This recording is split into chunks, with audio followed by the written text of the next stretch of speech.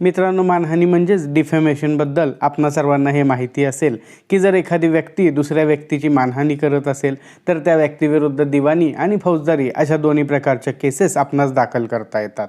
आजच्या व्हिडिओमध्ये आपण या मानहानी आणि त्यासाठी उपलब्ध असणारे कायदेशीर तरतुदींच्या बाबतीतच माहिती घेणार आहोत। व्हिडिओ सुरू करण्याअगोदर माझी आपणास नेहमीप्रमाणे विनंती राहील की तुम्ही चॅनलवर नवीन असाल किंवा चॅनलला अद्याप सबस्क्राइब केलेलं नसेल तर कायदेविषयक माहिती सोप्या भाषेमध्ये मिळवण्यासाठी आमच्या चॅनलला सबस्क्राइब करा। त्याचबरोबर तुम्हाला आमच्यातर्फे कायदेविषयक सल्ला घ्यायचा असेल तर स्क्रीनवर दिसत असलेल्या मोबाईल नंबरवर व्हॉट्सॲप मेसेज करून कॉल बुक करू शकता। त्यासाठी नाममात्र सल्ला फी आकारली जाईल। नमस्कार मित्रांनो, कसे आहात सगळे? स्वागत आहे तुम्हा सर्वांचे माझ्या यूट्यूब चॅनल लॉ ट्रेझरमध्ये। मित्रांनो, मानहानीची संकल्पना अशी आहे जसे की समजा एखाद्या व्यक्तीच्या संपत्तीला जशी हानी पोहोचवली जाते अगदी त्याचप्रमाणे एखाद्या व्यक्तीच्या व्यक्तिमत्वाला किंवा प्रतिष्ठेला देखील हानी पोहोचत असते। म्हणजेच एखाद्या व्यक्तीची इज्जत आणि प्रतिष्ठा ही त्याच्या संपत्ती एवढीच मूल्याची असते। त्यामुळे जो व्यक्ती अशी मानहानी करतो त्या व्यक्तींविरुद्ध कायद्यामध्ये शिक्षेची तसेच दंडाची तरतूद नमूद आहे। भारतीय दंड संहितेच्या कलम 499 आणि 500 मध्ये मानहानीबाबत तरतूद आपणास पाहावयास मिळते।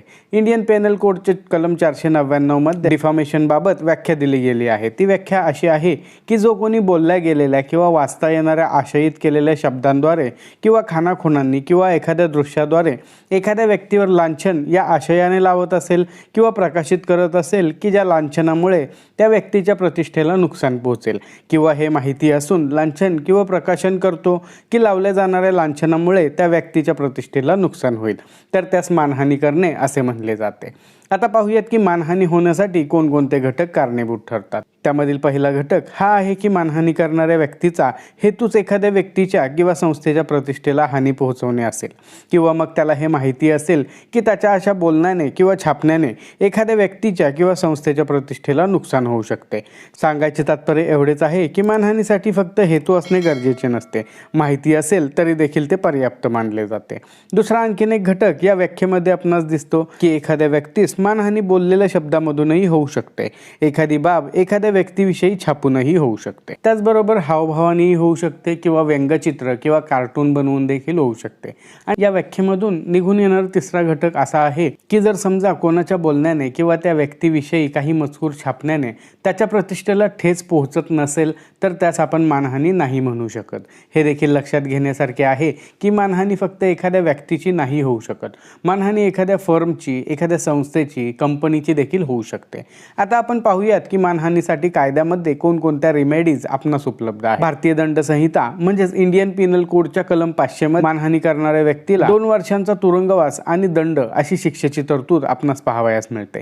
त्याचबरोबर ज्या व्यक्तीची मानहानी झालेली आहे ती व्यक्ती दिवाणी दावा दाखल करून त्यामध्ये झालेल्या नुकसान भरपाई बाबत देखील कोर्टामध्ये मागणी करू शकते। थोडक्यात सांगायचे झाले तर मानहानी करणाऱ्या व्यक्तीस शिक्षा व्हावी असे आपणास वाटत असेल तर आपणास निश्चितच फौजदारी केस दाखल करावी लागेल। त्याचप्रमाणे आपणास झालेल्या मानहानीबाबत नुकसान भरपाई मिळवण्याची असेल तर आपण निश्चितच दिवाणी दावा दाखल करणे आवश्यक राहते। जरी फौजदारी स्वरूपाची केस तुम्हाला मानहानीबाबत दाखल करायची असेल तर तुम्हाला त्यासाठी डायरेक्ट FIR नाही देता येत किंवा पोलीस मानहानीची FIR घेत नाहीत। तुम्हाला तुमच्या फौजदारी न्यायालयामध्ये एक प्रायव्हेट कंप्लेंट दाखल करावी लागते आणि त्यामध्ये कोर्टासमोर पुरावे वगैरे दाखल करून तुम्हाला दाद मागावी लागते। जर तुम्हाला झालेल्या मानहानीबाबत नुकसान भरपाई मिळवायची असेल तर तुम्हाला दिवाणी कोर्टामध्ये एक दिवाणी दावा दाखल करावा लागतो। हा दिवाणी दावा कोणत्या कोर्टामध्ये दाखल करायचा हे तुम्ही मागितलेल्या नुकसान भरपाईच्या रकमेवर ठरवले जाते। जसे की समजा तुम्हाला 5 लाख रुपयांपर्यंत नुकसान भरपाई मागायची आहे तर तुम्हाला तुमचा दावा कनिष्ठ स्तर दिवाणी न्यायालयामध्ये दाखल करावा लागतो आणि याचप्रमाणे तुमच्या नुकसान भरपाईच्या रकमेनुसार कोर्टाची न्यायकक्षा देखील बदलत जाते। मानहानीसाठीच्या दाव्यामध्ये तुम्हाला झालेल्या नुकसान भरपाईचा रुपयांमध्ये आकलन करून कोर्टाकडून तेवढी नुकसान भरपाई मिळावी अशी मागणी करू शकता। इथे एक प्रश्न असाही आहे की नुकसान भरपाईसाठीची रक्कम आपण कशी ठरवायची? तर बघा, एखाद्या व्यक्तीस किंवा एखाद्या संस्थेस एखाद्या व्यक्तीद्वारे किती मानहानी झालेली आहे ते त्या व्यक्तीच्या किंवा त्या संस्थेच्या त्या समाजात असणाऱ्या प्रतिष्ठेवर अवलंबून असते। आता हे सर्वांना माहिती आहे की एखाद्याची प्रतिष्ठा पैशामध्ये मोजण्यासाठी कोणत्याही प्रकारचा मापदंड निश्चितच नाही आहे, परंतु दिवाणी न्यायालय काही घटकांना लक्षात घेत हे ठरवू शकते की मानहानीची रक्कम किती असावी। तुम्ही नुकसान भरपाईची किती रक्कम मागत आहात त्या रकमेवर ठराविक रकमेचा कोर्ट फी स्टॅम्प देणे आवश्यक राहते.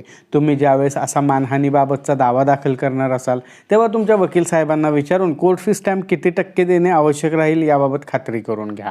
आता नुकतेच झालेल्या एका मानहानीच्या नोटीसबाबत बोलायचे झाले तर आपणा सर्वांच्या हे लक्षात असेल की इंडियन मेडिकल असोसिएशनने बाबा रामदेव यांना 1,000 कोटी रुपयांच्या नुकसान भरपाईची नोटीस पाठवली होती.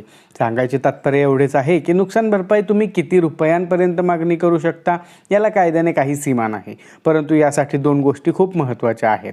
पहिली गोष्ट म्हणजे जी मानहानी झालेली आहे ती तुम्हाला कोर्टासमोर सिद्ध करावी लागते आणि दुसरी महत्त्वाची गोष्ट म्हणजे जेवढ्या रकमेची तुम्ही नुकसान भरपाई मागता त्यावर तुम्हाला कोर्ट फी स्टॅम्प नुकसान भरपाईच्या दाव्यासोबत द्यावा लागतो. तर मित्रांनो, अशा प्रकारे आजच्या व्हिडिओमध्ये आपण डिफॅमेशन म्हणजेच मानहानीबाबत माहिती घेतलेली आहे.